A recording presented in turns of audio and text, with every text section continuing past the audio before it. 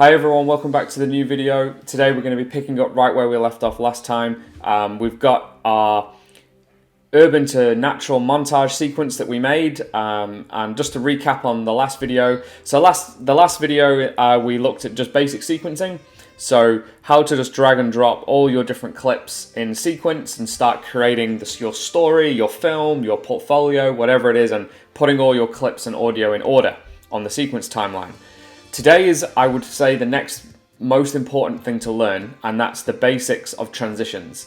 So we're going to be just focusing on both visual and audio transitions and how to input them in, what they do, and we're just going to be looking at the very basics on visual, dip to black, cross dissolve, dip to white, and audio transitions, constant gain, and exponential fade.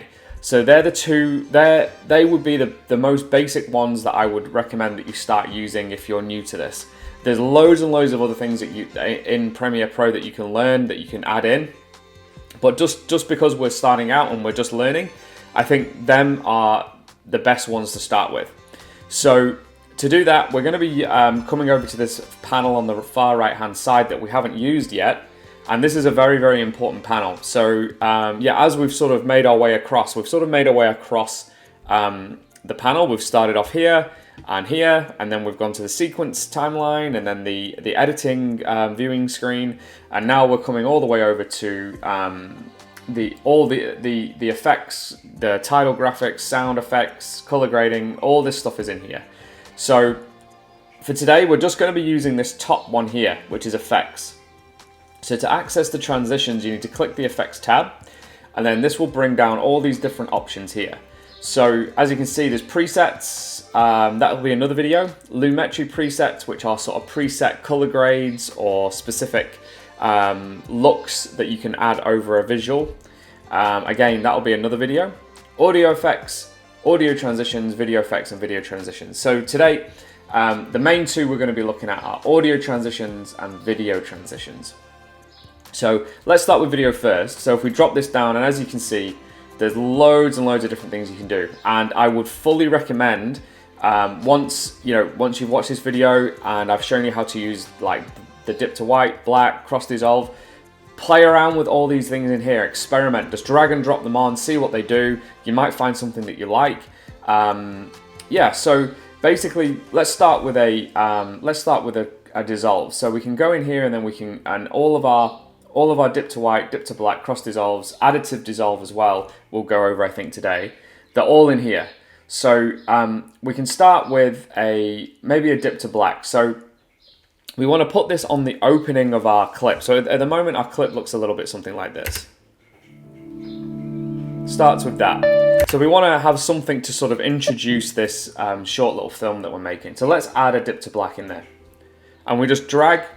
So you can just, when you found the one that you want, click, drag, and then drop it on the start of the clip. You can see there it sort of highlights it, and it gives you the opportunity to just unclick, and then it drops it in. So as you can see, the screen has gone black. But if we play it back now, it sort of fades it in. So dip to black can be used to sort of open a scene, end a scene, and it's sort of a good way to sort of open or conclude something. Now, if we want to use a cross dissolves are really, really handy because they can change the effects. So at the moment, our cuts are just hard, straight cuts. So it goes straight from there to the cars, and then obviously it goes to the nature. So let's have a look if we put a cross dissolve. So it's the same principle, click and drag, and you can actually drag and as you can see here, it highlights both the end and the start of the two clips, because a cross dissolve links two clips together. So we can put that in here and then see what this looks like. And it sort of dissolves it in like that. And cross dissolves are really, really good because they can give the illusion of time passing. Okay. So they can give the illusion of time passing, and it makes it look like instead of being quite instant, it's more time has passed. So Another thing we can do here is double click. And this is where you can change how long the transition lasts. So, for example, we can start on here, dip to black. So if you can see here, it's only 25ths of a second, basically. So it's not even a second long. So here we can modify what we want to do. So let's maybe make it a second or 2 seconds. 2, 0, 0. So I'm going to change that. And as you can see there, it extends it. It's longer now, okay? So now it's a slower dip to black, slower fade in, okay? And we can do the same with the cross dissolve. So let's change this to, let's maybe change this to 5 seconds. Go okay. So this is a really long cross dissolve now. And as you can see, it really takes its time to fade in and it fades over, which actually looks quite cool, I think. I might put the same on here. Let's put 5 seconds in there. Okay, so, and then as you can see, it really fades into to the next clip. So you can also put cross dissolves just on their own at the start and at the end of a clip. So let's have a look at the dip to white. So the dip to white is the same as the dip to black, but obviously instead of going to the color black, it goes to white. So we can put this on maybe put this at the end here, and we can maybe go 5 seconds. Let's do another 5 seconds there. Okay, so we've got this end clip here, so it cuts and then it fades into the mountains, and then eventually we'll start going into the dip to white.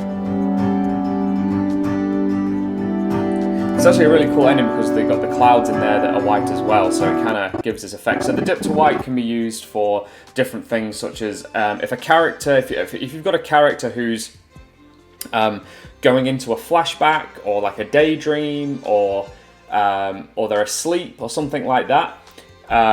It gives the illusion that some kind of a dream-like sequence. So that can be used for, the dip to white can be used quite effectively for that. So say, for example, if this shot was a close-up of a character's face and they're maybe staring into distance, and then we put the dip to white on there and it fades out from their face, it would tell the audience that they are daydreaming about something, or they're having some kind of flashback or sort of fantasy sequence or something like that.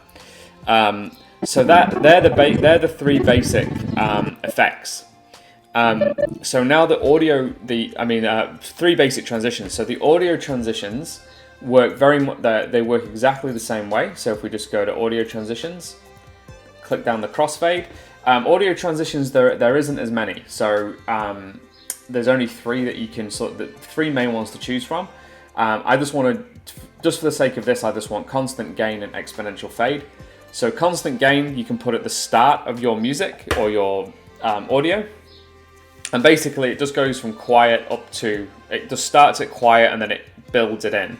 So I'm not too sure if you'll be able to hear it very well on this, but it kind of builds it up. And then the same with exponential fade. So here the music is, as you can see, is way too long. So I'm going to go back to our cutting tool. So I'm just going to highlight, turn it into the red arrow, drag it down, and I'm going to put exponential fade on there, and that fades it out. That's like a little fade out. So if we double click, and let's put the fade out like 5 seconds, let's match it to the dip to white, and then let's have a look at like how this looks and sounds all together.